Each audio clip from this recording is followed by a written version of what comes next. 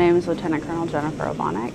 I've been in the Guard for 22 years, and I'm an A-10 pilot.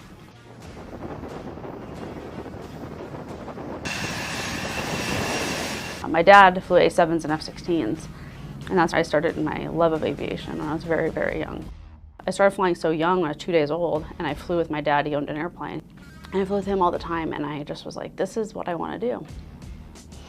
And I always wanted to fly the A-10 as well. It was my dream airplane and my dream location. And back then, I mean, women weren't allowed to fly fighters until I was 16. I was a junior in high school, and I remember that it was really big news. The women are allowed to fly in combat finally. I remember that watching it on TV. And Les Aspin was the Secretary of Defense, and he made the big announcement, and it changed my life. First of all, the services are to allow women to compete for assignments in combat aircraft. Women pilots in the military are about 20%. Fighters, it's 1/10 of 1% are women. I was the 11th female to fly the A-10. So you're more likely to be a left-handed Major League Baseball pitcher than to be a female fighter pilot, percentage-wise. At first, it was not with really welcoming arms that women were brought in to fly.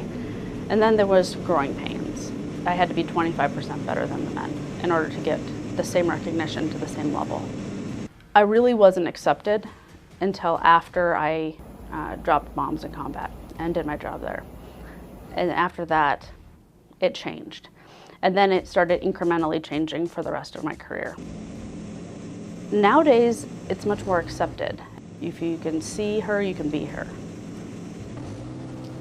4 or 5 years ago, we got some younger pilots, lieutenants, and I remember telling them a story one day over lunch about some things that had happened back in the day, and they were just absolutely shocked that I would get treated like that, because to them, it wasn't weird. It was normal that women could do anything they wanted to do.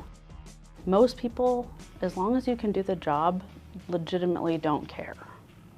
I'll tell you, the guys I helped in Afghanistan, Iraq, don't care. I think the world nowadays especially is so willing to give anyone a chance that it's an amazing time to be a woman or minority. And once you tell yourself you're amazing, enough times, you'll start to believe it.